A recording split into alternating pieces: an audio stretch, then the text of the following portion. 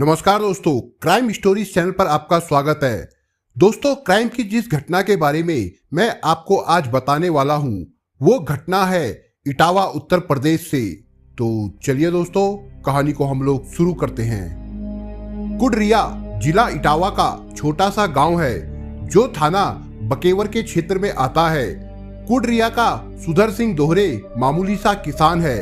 21 फरवरी 2020 को गांव के कुछ लोग सुधर सिंह दोहरे के घर के सामने वाले रास्ते से निकले तो उनकी नजर दरवाजे के पास मरे पड़े भैंस के बच्चे पर गई, जिसकी गर्दन काटी गई थी। कुछ लोग अनहोनी की आशंका के मद्देनजर सुधर सिंह के घर के अंदर गए तो हैरत में रह गए। आंगन में एक व्यक्ति की खून से लथपथ लाश पड़ी थी। जरूर कोई गंभीर बात है, सोचकर लोग घर के बाहर आ गए। इस खबर से गांव में सनसनी फैल गई। गांव वाले सुधर के मकान के सामने एकत्र होने लगे। इसी दौरान किसी ने इस घटना की सूचना पुलिस को दे दी। कुछ ही देर में बकेवर के थाना प्रभारी बच्चन सिंह पुलिस टीम के साथ मौके पर पहुंच गए। वहां सूने पड़े मकान में एक शव पड़ा हुआ था। वहां के दृश्य को देखकर लग रहा था कि वहां तांत्रिक क्रियाएं की गई थी। वहां केवल भैंस के बच्चे की ही नहीं बल्कि बकरे और मुर्गे की भी बलि दी गई थी। एक थाली में अलग अलग कटोरियों में तीनों का खून रखा था। थाना प्रभारी ने आसपास के रहने वाले लोगों से घटना के बारे में पूछताछ की तो पता चला घर में भूत प्रेत का कोई चक्कर था। इसी वजह से सुधर सिंह दोहरे ने तंत्र मंत्र क्रिया कराई थी। इसी को लेकर किसी व्यक्ति की बलि दी गई होगी। इसी बीच संतोष नाम का एक युवक घटना स्थल पर पहुंचा। वो घबराया हुआ था। लाश को देखकर उसने मृतक की शिनाख्त अपने चाचा हरि गोविंद के रूप में की। गांव मलेपुरा का हरि गोविंद पेशे से तांत्रिक था।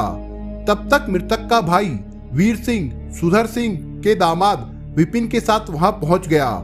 कुछ देर में मृतक के अन्य घर वाले भी आ गए। हरि गोविंद की लाश देखकर घर वालों ने रोना धोना शुरू कर दिया। सुधर सिंह के घर के बाहर भारी भीड़ जमा होते देख थाना प्रभारी बच्चन सिंह ने घटना की जानकारी उच्च अधिकारियों को दे दी। सूचना मिलने पर SSP Omvir Singh forensic team के साथ घटना स्थल पर पहुंच गए। उन्होंने पूरे मकान का निरीक्षण किया। पुलिस ने मकान की छत पर जाकर भी जांच की। घर में बड़ी मात्रा में तंत्र मंत्र में इस्तेमाल होने वाली सामग्री भी मिली, जिसे पुलिस ने कब्जे में ले लिया। तांत्रिक हरि गोविंद के सिर व गले पर चोट के निशान दिखाई दे रहे थे। मृतक के बड़े भाई वीर सिंह ने बताया कि उसके भाई हरि गोविंद को सुधर सिंह ने विपिन को भेजकर झाड़ फूक के लिए बुलवाया था। सुधर सिंह और उसके घर वाले घटना के बाद से ही फरार थे। वीर सिंह का आरोप था कि उसके भाई की हत्या साजिशन की गई थी, जिसमें सुधर सिंह के सभी घर वाले शामिल थे। पुलिस ने वीर सिंह की तहरीर पर 7 लोगों के खिलाफ धारा 147, 302, 120 बी के तहत केस दर्ज किया। 7 आरोपियों में विपिन के अलावा कुडरिया गांव का सुधर सिंह, उसकी पत्नी सिया दुलारी, मलेपुरा निवासी दामाद विपिन, तीनों बेटे सतीश, श्याम बाबू व ब्रह्म प्रकाश और श्याम बाबू की पत्नी प्रियंका शामिल थे। वीर सिंह ने अपनी तहरीर में कहा कि उसके छोटे भाई हरि गोविंद को 20 फरवरी को आरोपी विपिन व श्याम बाबू प्रेत बाधा दूर करने के लिए ले गए थे। श्याम बाबू ने उसके भाई को धमकी भी दी थी कि कई बार बुलाकर काफी पैसा खर्च करवा लिया है। अगर आज भूत नहीं उतरा तो समझ लेना तेरा भूत उतारूंगा। एसएसपी आकाश तोमर ने प्रेस वार्ता में बताया कि तथाकथित तांत्रिक की हत्या के मामले में बकेवर पुलिस ने कुडरिया निवासी सुधर सिंह, उसकी पत्नी सिया दुलारी और मलेपुरा निवासी उसके दामाद विपिन कुमार को गिरफ्तार कर उनके कब्जे से हत्या में इस्तेमाल नल का हत्था और लोहे की पत्ती बरामद की गई है। गिरफ्तार किए गए आरोपियों ने तांत्रिक की हत्या करने का जुर्म स्वीकार कर लिया है। हत्याकांड की जो कहानी सामने आई वो कुछ इस तरह थी। कुडरिया के रहने वाले सुधर सिंह दोहरे के 3 बेटे व 2 बेटियां हैं। बेटों में सतीश, श्याम बाबू व ब्रह्म प्रकाश शामिल है। मंजरे बेटे श्याम बाबू की पत्नी प्रियंका वो छोटे भाई ब्रह्म प्रकाश काफी समय से बीमार चल रहे थे। दोनों का गांव में ही इलाज कराया गया, लेकिन बीमारी ठीक नहीं हुई। घर के लोगों ने अंधविश्वास के चलते उन पर भूत प्रेत का साया समझ लिया और उसके निदान के लिए उपाय तलाशने लगे। इस बीच उन्होंने कई जानकार तांत्रिक व सयानों से झाड़ फूक कराई। ये सब घर में कई महीनों से चल रहा था, लेकिन प्रियंका व ब्रह्म प्रकाश की बीमारी में झाड़ फूक से कोई फायदा नहीं हो रहा था। सुधर सिंह की बेटी सुमन की शादी थाना लवेदी के ग्राम मल्लेपुरा निवासी विपिन के साथ हुई थी। विपिन ने सुधर सिंह को किसी अच्छे तांत्रिक से क्रिया कराने की सलाह दी। उसने अपने ही गांव के तांत्रिक हरि गोविंद को तंत्र विद्या में पारंगत बताकर उससे पूजा पाठ कराने को कहा। हरि गोविंद विपिन का चचेरा चाचा था। उसने बताया कि तंत्र मंत्र क्रिया कराने से भूत बाधा से मुक्ति मिल जाएगी। इसकी जानकारी होने पर एक दिन श्याम बाबू अपने बहनोई विपिन के गांव पहुंचा और अपनी पत्नी और बीमार भाई की बीमारी दूर करने के लिए तंत्र मंत्र साधना कराने के लिए कहा।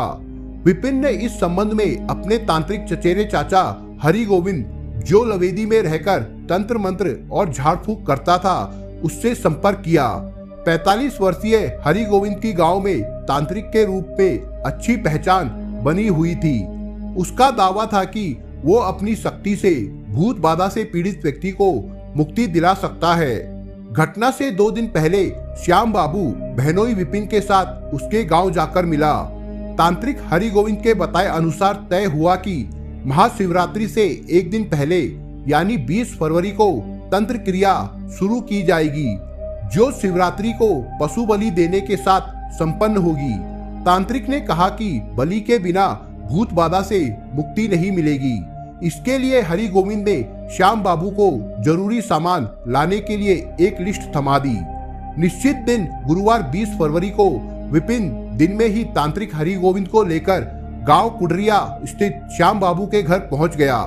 इस बीच श्याम बाबू ने तंत्र क्रिया के सभी सामान के साथ बलि के लिए मुर्गे व अन्य पशुओं का भी इंतजाम कर लिया था। सुधर सिंह के घर के आंगन के बीच एक गड्ढा खोदकर उसमें तांत्रिक क्रियाएं शुरू की गई। इस दौरान हरि गोविंद ने मुर्गा, बकरा व भैंस का बच्चा की बलि देने के साथ ही उनके खून को एक बर्तन में इकट्ठा किया और तरह तरह की तांत्रिक क्रियाएं करने लगा। वो जय मां काली का नाम लेते हुए तेजी से सिर हिलाने लगा। इसी बीच उसने प्रियंका के साथ कुछ गलत हरकतें करनी शुरू कर दी। पहले तो घर वाले कुछ नहीं बोले, लेकिन जब तांत्रिक की हरकतें ज्यादा बढ़ गई तब घर वालों का खून खौल उठा। इस बात को लेकर घर वालों का तांत्रिक से विवाद हो गया। विवाद बढ़ने पर उन लोगों ने तांत्रिक हरि गोविंद को दबोच लिया और उसके सिर पर हैंडपंप के हत्थे से और गर्दन पर लोहे की पत्ती से प्रहार किए, जिससे उसकी मृत्यु हो गई। हत्या करने के बाद सुधर सिंह के घर वाले रात में ही फरार हो गए। सुधर सिंह का दामाद विपिन तांत्रिक को लेकर कुडरिया आया था, लेकिन वापस लौटकर अपने गांव मलेपुर स्थित घर आकर सो गया। उसने मृतक हरि गोविंद के घर वालों को इस बारे में कुछ नहीं बताया। कुडरिया से मलेपुर गांव के बीच की दूरी करीब 9 किलोमीटर है। हरि गोविंद के घर वालों को शुक्रवार सुबह लगभग 9 बजे घटना की जानकारी मिली। इस पर हरि गोविंद के घर वाले विपिन के घर पहुंच गए। विपिन घर पर सोता हुआ मिला। जब विपिन से हरि गोविंद के बारे में पूछा गया तो उसने कुछ नहीं बताया। इस पर उन लोगों ने उसे मारा पीटा। हरि गोविंद के घर वाले विपिन को लेकर कुडरिया गांव आए, लेकिन उनके पहुंचने से पहले ही मृतक के भतीजे संतोष ने शव की शिनाख्त चाचा हरि गोविंद के रूप में कर दी थी। पुलिस ने पहले विपिन की पत्नी सुमन को भी हिरासत में लिया था, लेकिन आरोपियों में उसका नाम ना होने पर छोड़ दिया था। तांत्रिक हरि गोविंद शादीशुदा था। उसके 4 बच्चे हैं, 2 बेटे व 2 बेटियां, सभी बालिग है। अपनी गृहस्थी चलाने के लिए उसने आसपास के क्षेत्र में तंत्र विद्या में निपुण होने के तौर पर पहचान बना रखी थी। मलेपुर गांव में उसकी पहचान तांत्रिक डॉक्टर के रूप में थी। तंत्र मंत्र के साथ वो दवाई भी देता था। मलेपुर गांव के लोगों के अनुसार हरि गोविंद तंत्र मंत्र व झाड़ फूक करता था। वो लंबे समय से अंधविश्वास से ग्रस्त लोगों को अपनी कथित तंत्र विद्या से भूत प्रेत बाधाओं को ठीक करने और उनका मुकद्दर बनाने का दावा करता रहता था। अज्ञानता के चलते सीधे साधे लोग मामूली बीमार होने पर भी डॉक्टर के पास ना जाकर सीधे हरि गोविंद के पास झाड़ फूक के लिए चले जाते थे। तंत्र मंत्र और झाड़ फूक के नाम पर वो लोगों से मोटी कमाई करता था। तंत्र क्रिया के दौरान कथित तांत्रिक हरि गोविंद द्वारा निरीह पशु पक्षियों की नृशंस हत्या का प्रतिफल उसे अपनी जान गंवाकर मिला। तो दोस्तों, ये थी आज की कहानी। दोस्तों, आपको कहानी कैसी लगी हमको अपने कमेंटों के द्वारा जरूर बताएं। और दोस्तों, अगर आपको हमारा काम पसंद आए तो वीडियो को लाइक शेयर और चैनल को सब्सक्राइब जरूर करिएगा दोस्तों। धन्यवाद।